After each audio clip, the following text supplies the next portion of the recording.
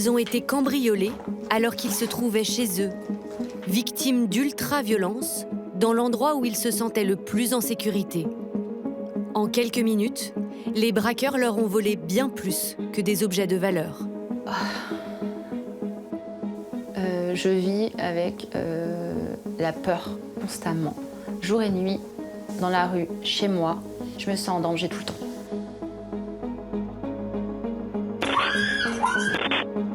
Coraline Baligan, influenceuse, a été rouée de coups chez elle. Greg Yega, candidat de télé-réalité, lui, a été réveillé par un pistolet sur la tempe. Ici, dans cette maison.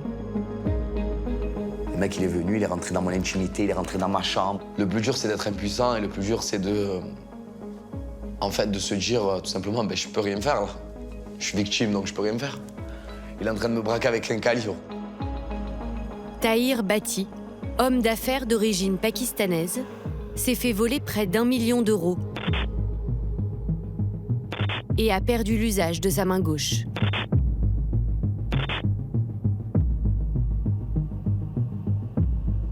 Je ne croyais pas que ma vie terminerait comme ça.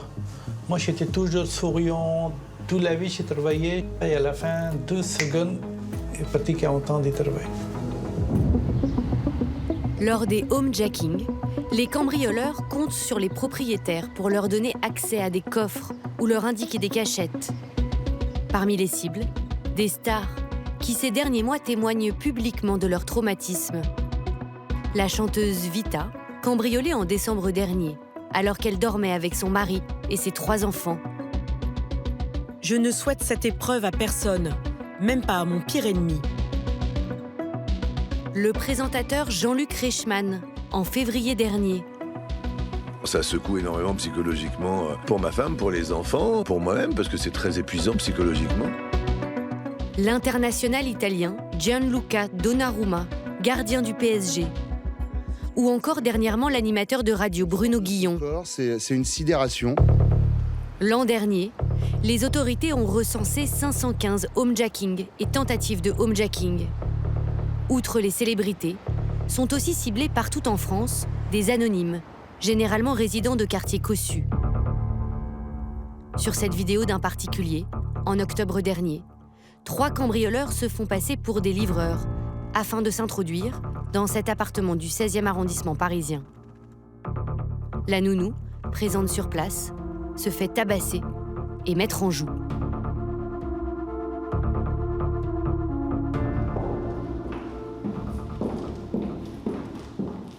Tahir Bhatti a lui aussi vécu ce calvaire.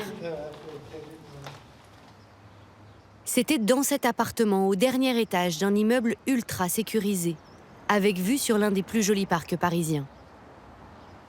Cet homme d'affaires n'avait pas imaginé que des cambrioleurs pourraient passer par le toit. Elle est entrée par en haut. Elle est venue là, elle est cassée la porte. Le 24 mars 2018, vers minuit et demi, 2 hommes s'introduisent chez lui. Bhatti, comme à son habitude, dort enfermé à clé dans sa chambre. Elle est cassée avec les jambes, comme ça. J'ai levé, pistolet, là, je sais. Il m'a caché ma tête avec un blouson. Il m'a mis par terre 2 minutes.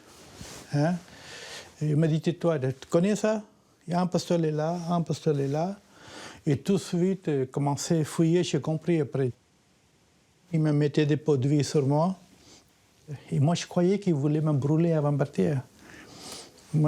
Pour moi, ma vie était finie, je sais déjà. D'après la police, les voleurs l'auraient aspergé d'un produit visant à effacer leurs empreintes digitales. Pendant 4 heures, ils dépouillent son appartement.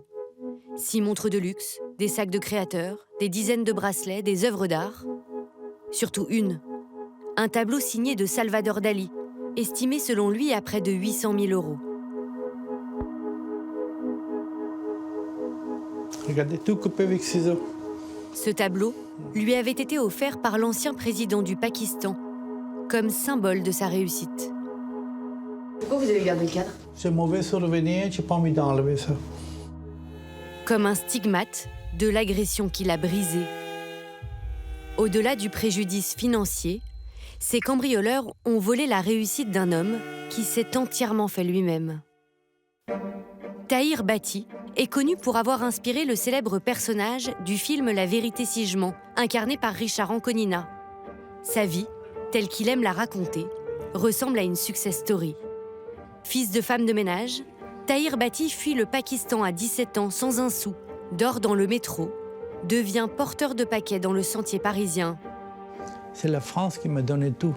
Toujours je parle de ça. Que ma sang, c'est la France qui m'a donné. De fil en aiguille, il monte son entreprise de textile et devient le roi du sentier. Moi, toute la vie, j'ai travaillé de ça. J'étais très fier de moi. Il y a un mois, Bhatti a été contraint de fermer son magasin à cause des séquelles physiques de l'agression. Avoir été menotté 4 heures a eu pour conséquence de déplacer l'une de ses cervicales. Aujourd'hui, il passe des heures à rééduquer sa main gauche, dont il a perdu l'usage. Depuis quelque temps, il perd aussi l'équilibre. Je tombe par terre, j'ai des malaises, j'ai eu 2 fois mon bureau. J'ai fermé la boutique à cause de ça, parce que je n'arrive pas debout. J'ai peur. Quand toute la vie, vous avez travaillé et à la fin, termine comme ça, c'est triste. Pourquoi moi? Je pense tout le temps ça encore. C'est quand vous m'a téléphoné, vous venez tourner reportage, je n'ai pas dormi 2 jours. Les 2 agresseurs n'ont jamais été arrêtés, mais la police a retrouvé 2 complices, condamnés à 3 et 5 ans de prison, avec 110 000 € de dommages et intérêts. L'enquête a révélé que les cambrioleurs avaient repéré les lieux pendant plus d'1 mois, avant de passer à l'acte. Mais aujourd'hui, certains mâchent le travail des braqueurs. Les influenceurs. Ils exhibent ce qu'ils ont, disent où ils sont, souvent en temps réel. Du pain béni. Ces influenceurs ont tous été victimes de homejacking. Xenia, 2 millions d'abonnés, a quitté la France après qu'on lui a volé 300 000 € de maroquinerie de luxe, chez elle. Just Riyad, 5 millions d'abonnés, a été menacé au couteau à son domicile en février dernier. Jazz, 4 millions d'abonnés, est parti vivre à Dubaï après que sa fille de 4 mois a été gazée et son mari poignardé. Coraline Baligan, elle, a commis l'imprudence de poster cette photo avec une montre à 50 000 € au poignet. Elle a accepté de nous recevoir chez elle, où elle ne fait entrer quasiment plus personne. Bonjour Coraline. Bonjour Julie. Je laisse monsieur ? Ouais. Ça s'est passé le 25 mars 2022. Ce jour-là, en fin de matinée, elle rentre en taxi d'un examen médical et poste une story en direct. On la voit bien, on voit bien que je... Donc ils savent très bien que je la porte ce jour-là. J'avais une bombe à retordement autour du poignet en fait. La cible parfaite. Sans s'en rendre compte, la jeune femme livre aux cambrioleurs toutes les indications nécessaires. Et après, je montre que je suis bien rentrée chez moi, quoi. En plus, je marque quand je rentre à la maison avec mes 10 sacs et mon appart, au dernier étage, sans ascenseur. Je leur donne tout, en fait. Une fois seule chez elle, Coraline tourne une nouvelle vidéo dans son dressing. Quand soudain, on sonne à la porte.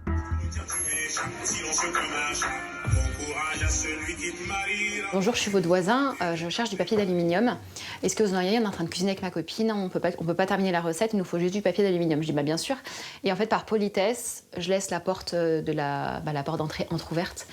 Et je pars dans la cuisine. Et quand je reviens sur mes pas avec mon papier d'aluminium, il était en face de moi, il m'attendait dans le salon, en fait, il attendait à la sortie de la cuisine. Il m'a regardé et en une fraction de seconde, il m'a pris à la gorge. Il a essayé de m'étrangler, en fait. Pendant toute la scène, son portable continue d'enregistrer. Vous avez regardé récemment cette vidéo? Non. Je tremble rien de la voir.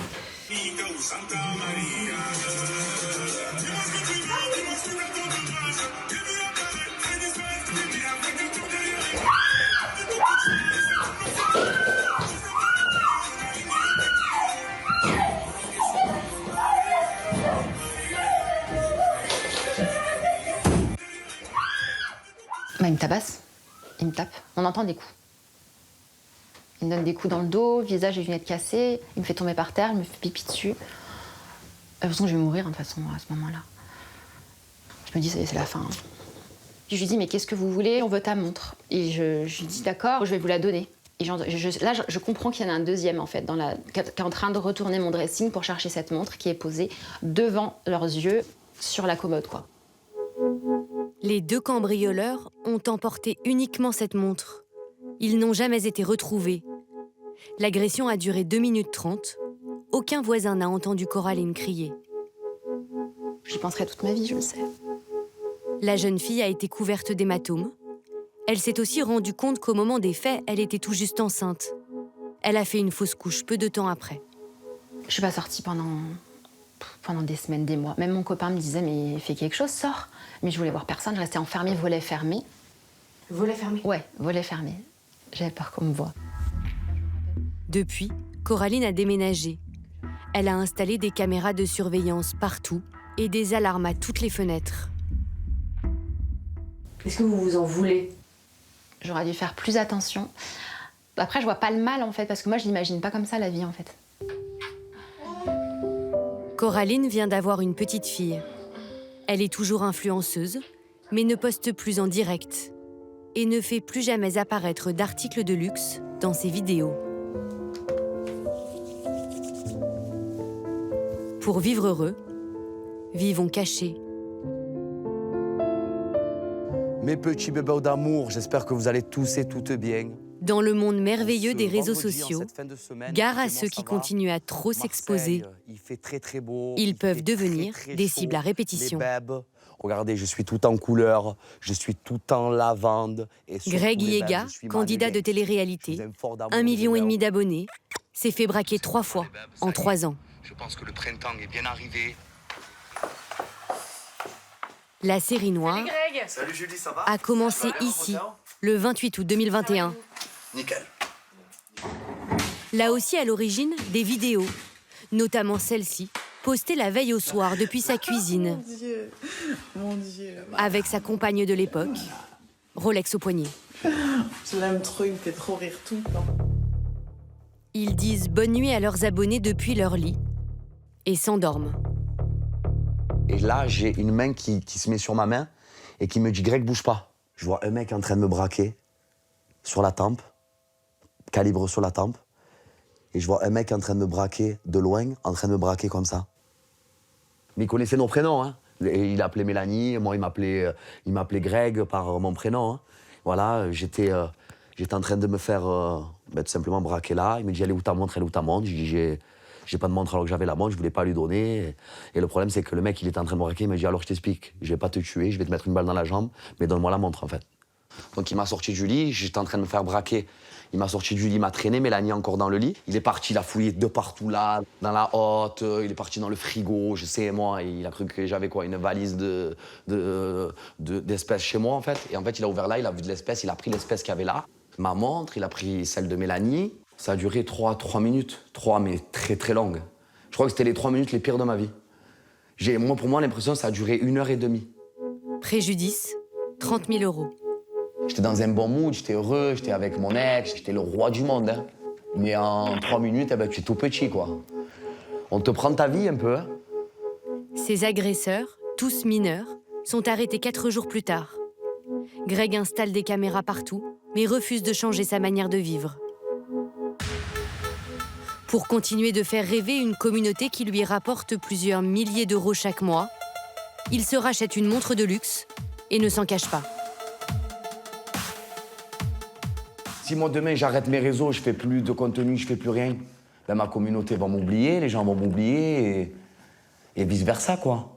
Là je me dis je vais me tailler, mais je peux pas. J'ai ma maman à Marseille, j'ai ma vie à Marseille, j'ai mes amis à Marseille. Alors donc moi maintenant, je vais partir à l'étranger pour me priver des gens. J'aime la France, je suis français. J'aime acheter mon pain, j'aime sortir dans la rue, j'aime faire mes courses, j'aime parler avec les gens. En juin 2023, il se fait à nouveau braquer pour sa Rolex. Cette fois en pleine rue, à côté de chez lui.